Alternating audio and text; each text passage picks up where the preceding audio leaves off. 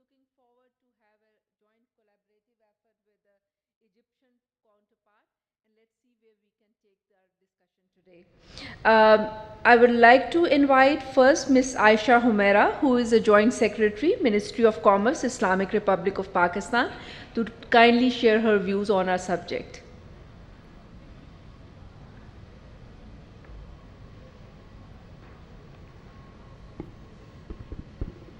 Good afternoon. Assalamu alaikum. First of all, I would like to thank Sasi for providing us an opportunity to come here and speak on this issue. And I would like to inform all the participants that probably this Women Entrepreneur session is the most fruitful session, because before coming here and talking about this issue, women have already signed a protocol for cooperation, and there is going to be B2B interaction among women entrepreneurs from Pakistan with the entrepreneurs from Egypt. And yesterday there was very successful session among these entrepreneurs, and they have already identified a lot of opportunities that Pakistani women will be making use of by coming here in February, and Egyptian entrepreneurs will also be invited to visit Pakistan. So let me now start some of the thoughts that I jotted down for today's session.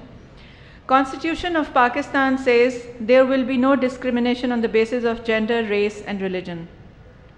Women in Pakistan are participating in all walks of life: politics, civil service, army, navy, air force, judiciary, health, education, entrepreneurship and many more.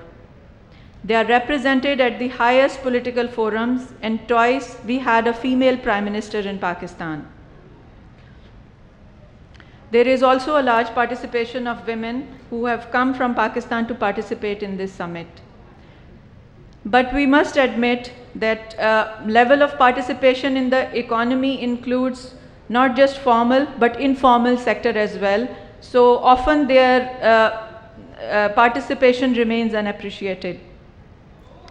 If we look at the global trends and research, McKinsey Global Institute study of 2015 said that by advancing women's equality, we can add $12 trillion to global growth by 2025. Public, private, and social sectors have to act to close gender gap in work and society. The study shows a very strong link between gender equality in society, attitudes and beliefs about the role of women, and gender equality in work.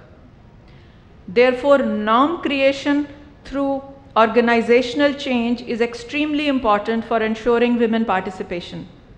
Organization theories indicate that formal and informal rules, processes are integral part of the organizations. These could be formal laws as well as implicit norms and behaviors that are generally approved by the power structures and become routine. Organizations are not gender neutral. They deal with different genders differently. Although representation matters, but number of men and women is just a symbol. This is the first step, and we have to go beyond that. And women all over the world have come a long way by reaching to CEDAW, which is a convention on elimination of all form of discrimination against women. If we look at the impact of trade policy on women, they affect men and women differently due to gender inequalities in access of land, information, economic resources and decision making. If we suppose that gender neutrality in trade, that undervalues women's work and obscure women as economic actors.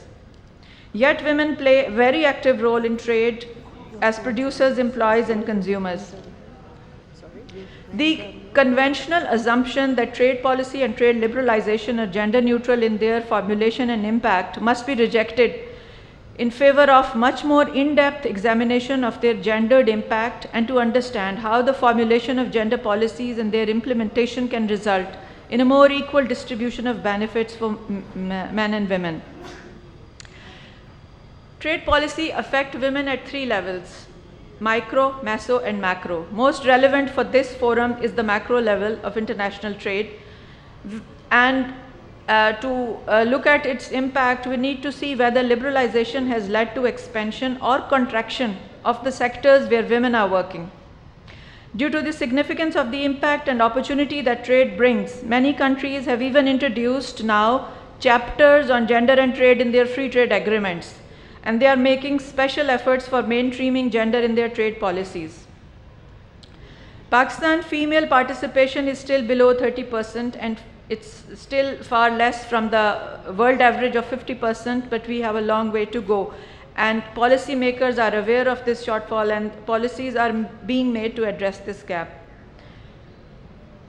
There is ample evidence that women are able to develop their labor market potential. There can be significant macroeconomic gains, and the barriers to women's entry to work should be a major cause for concern, given the increasing number of studies that underscore the vital role that women can play in reducing poverty.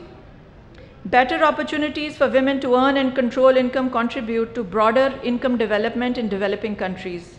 Women are more likely than men to invest a large portion of their household income in the education of their children. According to the ILO, women's work, both paid and unpaid, may be the single most important poverty reduction factor in developing countries. There is evidence of a positive impact of women's presence on boards and senior management on companies' performance. Recent research by the IMF suggests that more women in senior corporate positions may also improve firms' financial performance. Companies employing female managers could be better positioned to serve consumer markets dominated by women and more gender diverse boards. They could enhance corporate governance by offering a wide range of perspective. Research on gender and trade in Pakistan shows that there is a positive correlation between women ownership, management of firms, and the firm's export orientation. Women are more likely to be in ownership or senior management in firms in which direct exports are 10% or more of sales. For instance, 34% of export-oriented firms have female participation in ownership. Most of the women are involved in textile sector. Here, at least 2.3 million workers female, as compared to a national average. They have a very high percentage of female which are involved in this sector. Gem and jewelry is another sector where female participation is very dominating, and in Khyber Pakhtunkhwa province and Gilgit-Baltistan region, for example, private and public centers and training courses have been set up to improve the value addition to raw stones and fetch higher prices in international market. Agriculture sector is another area where women are very heavily employed. They are, for example, rice and cotton are the two exporting crops, and women farmers are playing a very prominent role in these sectors. And dairy sector livestock is another area where 80% of the labor force is involved in the rearing. Horticulture and fisheries sector also have high ratio of female employment. And towards the end, I would like to highlight that ICT sector is very important area which has really brought revolution in terms of providing opportunities to women. We see a lot of digital platforms coming up, and women are more and more making use of these marketing channels. Policymakers are aware of evidence-based policy making. Therefore, gender disaggregated data is another area which is being focused at. So skill development and access to finance by promoting fintech. These are some of the policy areas that government is trying to focus at for ensuring empowerment of women. Thank you. Thank you so much, Ms. Aisha, for elaborating on the SME initiatives and the hurdles and challenges facing women in Pakistan and how they have come up with the solutions. And we would like to hear now from our Egyptian counterpart. And I would like to invite Ms. Lamia Abdul Fadl, who is representing the President of the Business Women of Egypt 21. And also a board member of the Food Export Council from the Egypt. Let's hear her out.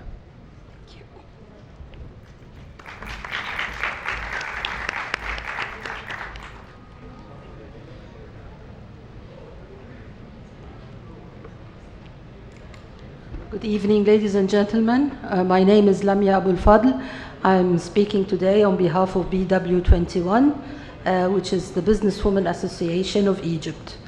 The BW21 was established 1998, and the main role of the association is helping women in business develop their strength through through mentoring, through comprehending laws and regulations, attending international conferences and economic forums, also through receiving international delegations that have the same scope of activities of the businesswomen of Egypt. Also, we try to attract international investments and adopt projects that preserve the environment. This morning we signed, the Businesswomen Association signed with the Pakistani Chamber of Commerce an MOU on bilateral B2B. Thank you.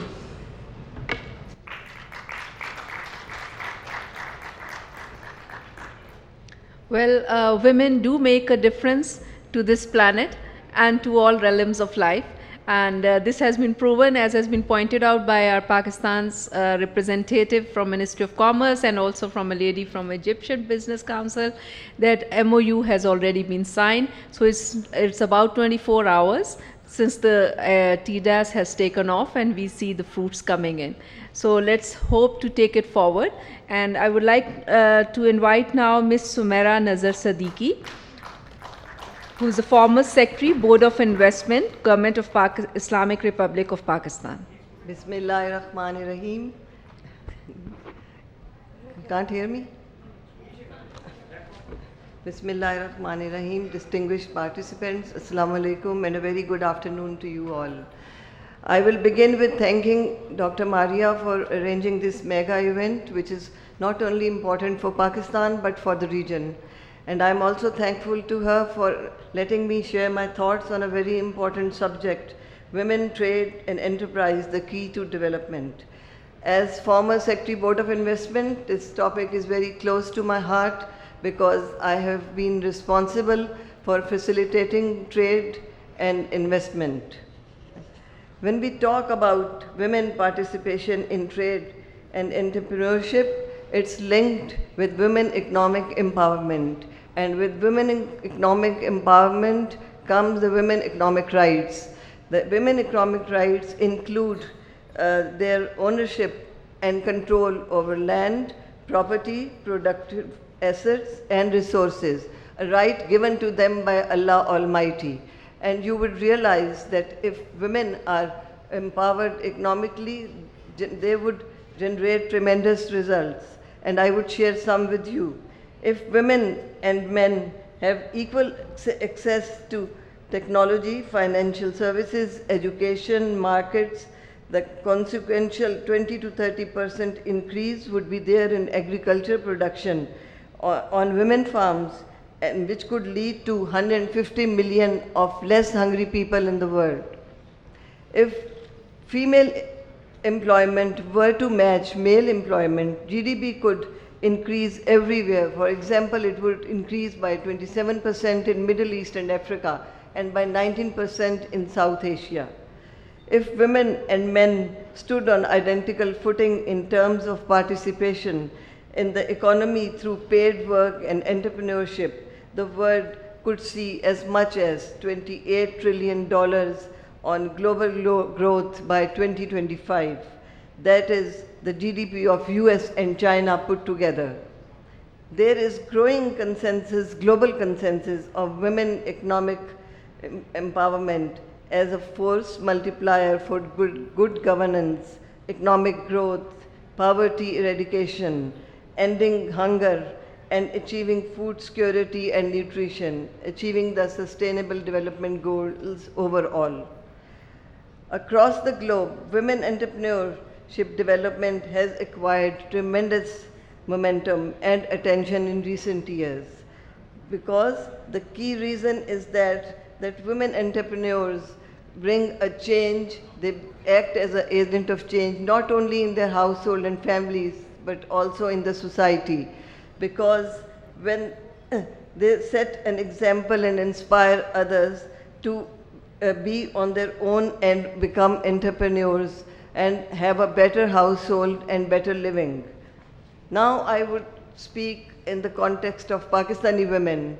In the past, Pakistani women, there were hardly any Pakistani entrepreneur women as compared to male, because there was lack of education, exposure, and also social and cultural barriers. They didn't have much access to the financial institutions, but now times have changed. With the intervention of public sector and also NGOs like Akhuat, who have floated micro credit financing to women, we now see entrepreneurs, women entrepreneurship at all tiers of society. From the lower tier to the highest tier, women have set up their Chamber of Commerce. Here in this summit, we have a lady from Lahore, President Lahore Chamber of Commerce, Mrs. Falahat Imran.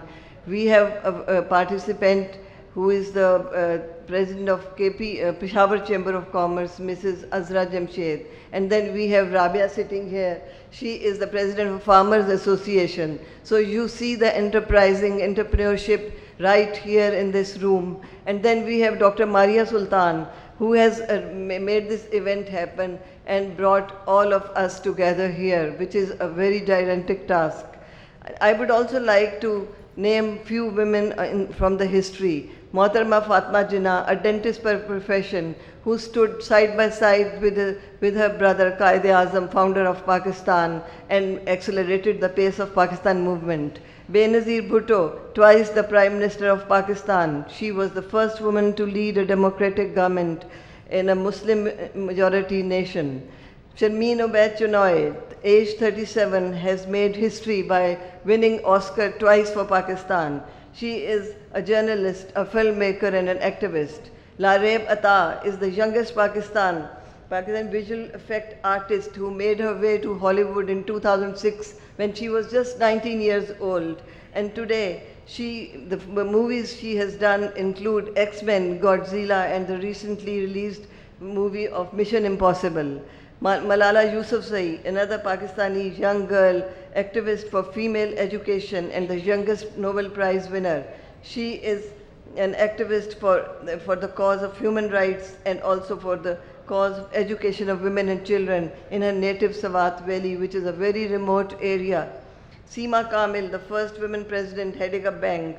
Then we have fashion industry, Sana Safinaz, Seema from Barize, and the list goes on and on. Nabila, the makeup artist, she started from very meager resources in 1986, and now she is the beauty icon in the beauty industry. So the list goes on, and we have very successful women right here in this room and all over Pakistan.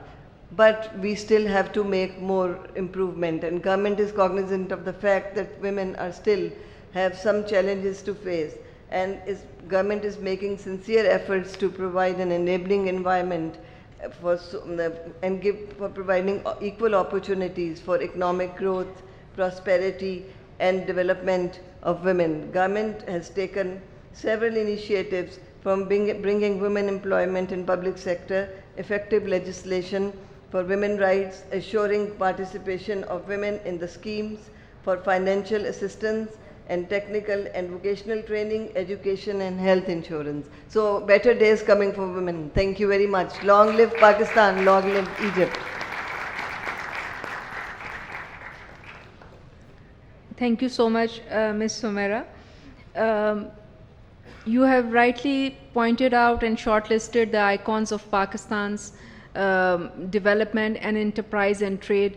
We have the women icons all around the world, and the story goes on and on, as you say. But we also should not forget those who have been at the receiving end of the misery and who have still yet to struggle to make their way up to the ladder.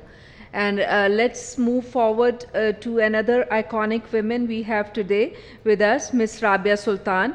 who is a director, Farmers Association of Pakistan. And she's been called at the last moment to share her views, but I have 100% confidence that she will do justice to her job. Thank you, Madam. Assalamu alaikum, ladies and gentlemen. I would like to thank Sasi for having a woman farmer over in Egypt. And I know the caffeine levels are really low at this point in time, but I'll try my best not to put you to sleep and try to be very precise and talk about women in agriculture. These 2 days, one take home is connectivity. We've been talking of CPEC, we've been talking of Belt Road Initiative. I think connectivity is people to people contact. We were talking about B2B, business to business. I think it should be P2P, people to people contact. Once we are connected and we are in contact, we can cover a lot of distance within a couple of maybe minutes or hours. Agriculture in Pakistan is the backbone of our economy, and our exports are mainly cotton and rice. And being a cotton farmer, I take pride that it is the women of Pakistan who still pick cotton today, and we have an edge because it is hand-picked cotton. So I take pride to be a farmer. And I'll just share a very little story about myself because I am the last speaker and I won't take long. I hope I will We have one more. finish We have in one more. one more speaker. Okay. I chose agriculture as a profession. My father was a military man and he wanted me to join the civil services of Pakistan. But I told him that no, I will take agriculture as my profession. So he was being a military man. He said, "What do you mean? Why don't you do why don't you be in the government service?" I said, "I want to be my own boss and I want to work at my own family farm. There's nothing wrong with that." And ever since then, there has never been a dull moment because in agriculture, there is never a dull moment. It is about precision. It is about timing, because if you do not water your crops at the right time, you lose the crop. If you do not prepare your soil, your land well, you don't get good yields. So one thing that I've learned is precision and timing, and that is what life is all about, precision and timing and doing things at the right time in the right manner.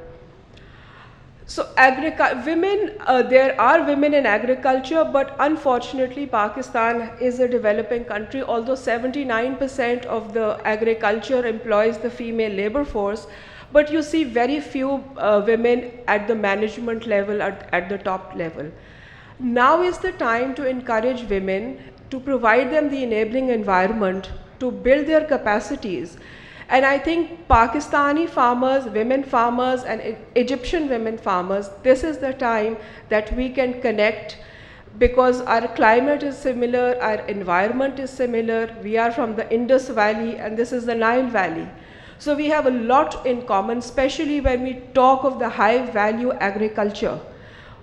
Since the last 2 days, I've been having some amazing dates for breakfast, for lunch. So I think horticulture is the way forward, and we need to link women, and that is, I think, a take home for me. And I think agriculture, because we've been talking of technologies, we've been talking of digital, but you need to feed your people. When your people have enough calories in their stomach, that is when the brain starts working. And towards the end, last year there was a competition by the government of Punjab, which is a province in Pakistan, and by the grace of God Almighty, I won the first prize in cotton yield. So that was just a little story, and I would again like to thank the organizers and the participants for a very, very patient hearing. All the best of luck, and Pakistan-Egyptian friendship Zindabad. Well done, Rabia. You were on time and within the time. And let's have a last participant hearing now. It's Dr. Shazia Ghani, who is a consultant and a director of economic and supply chain with the Sasi University.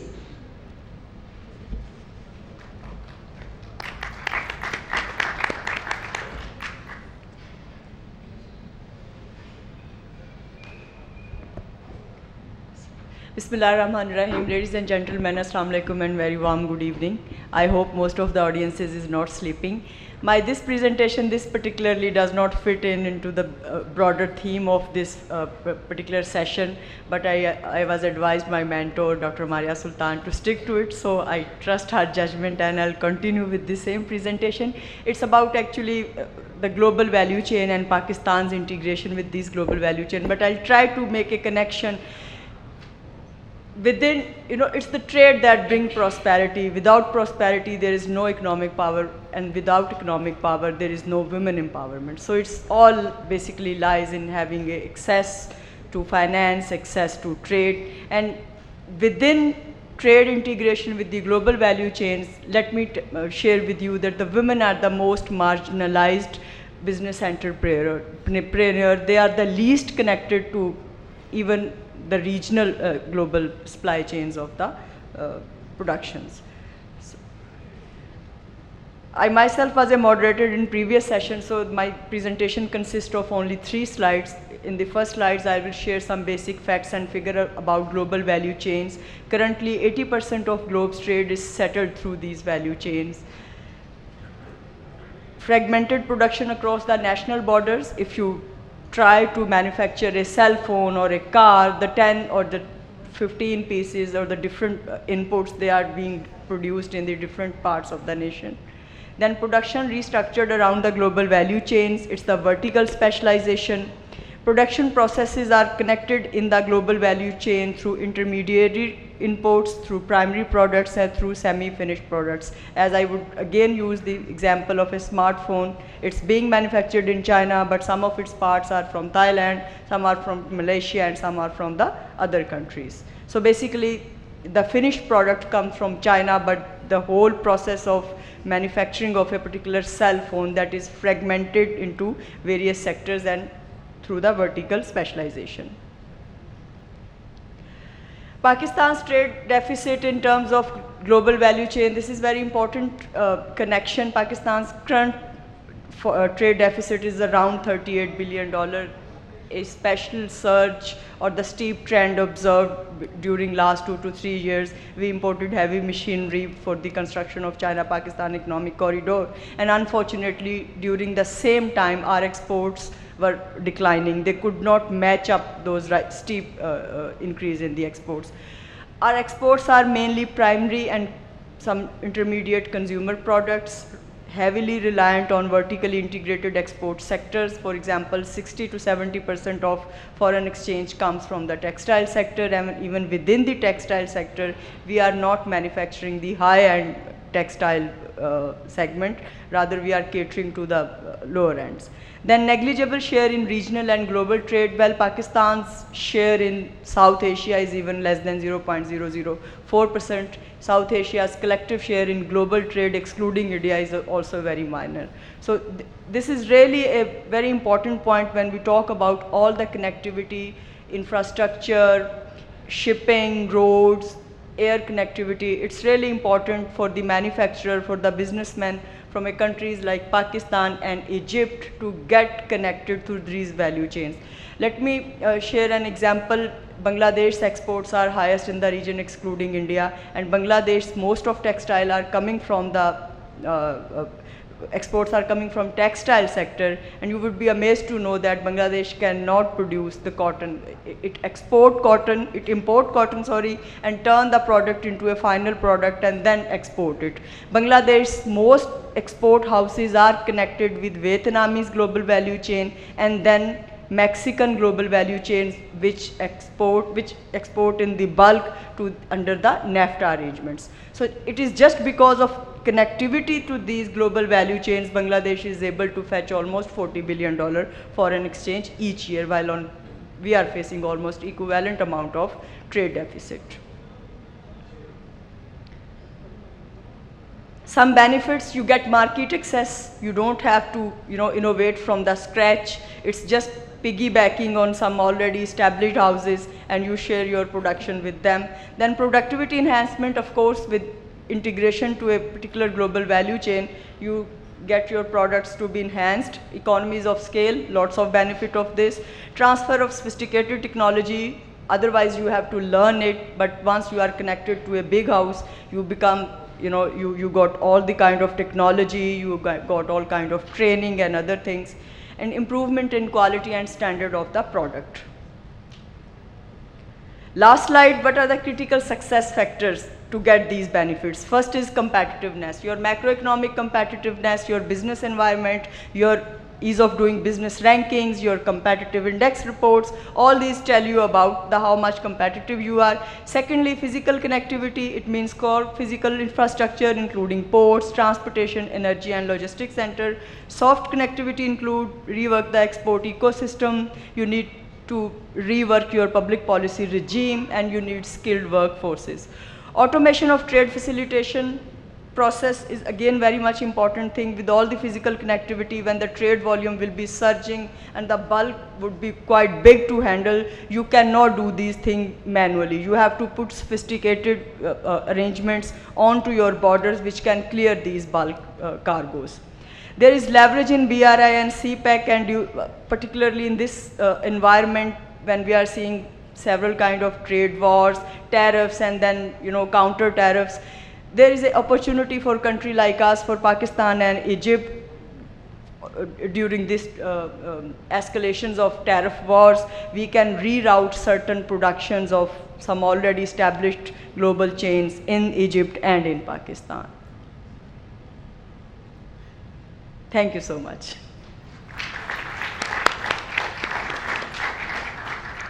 Thank you, Dr. Shazia. Let me ask Zishan, can we take a couple of questions? I would like to now open the floor for questions. If you can raise your question and identify yourself.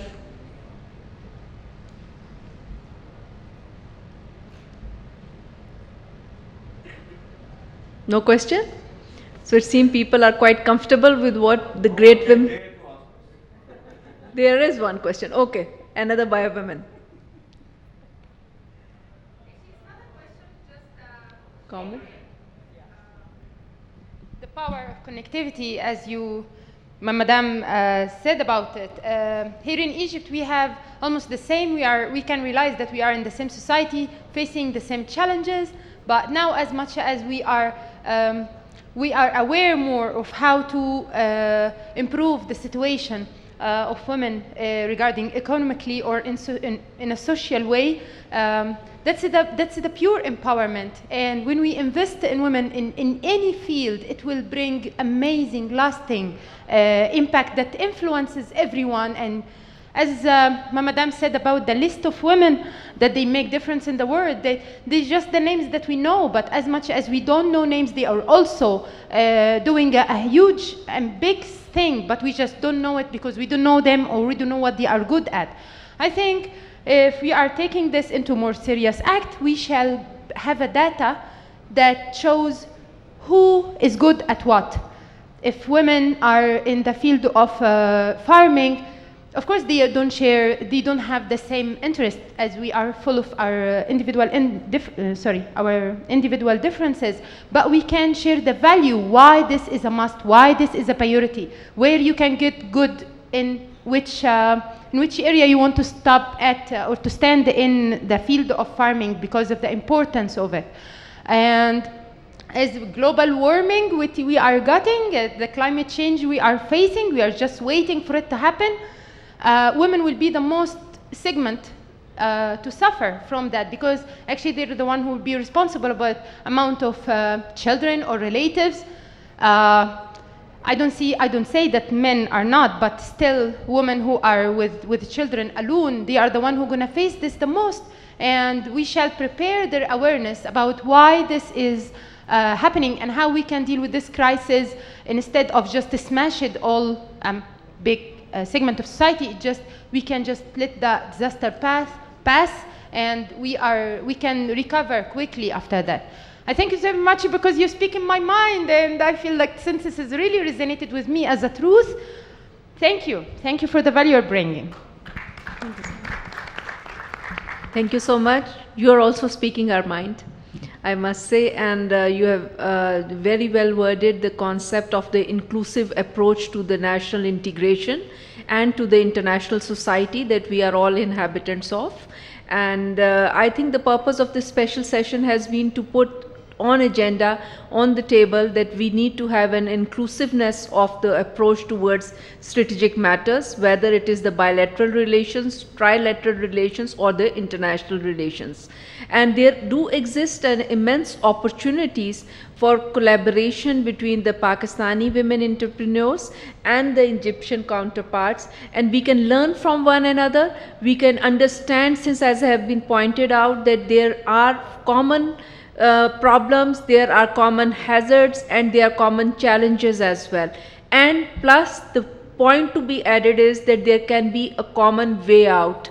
There can be a commonly agreed way forward. So that is where we should be taking this dialogue forward. And with this, I would like to congratulate all my women members who are here, and they have kept to the time, and I'm really grateful to all of you to being a part of this session. Thank you so much.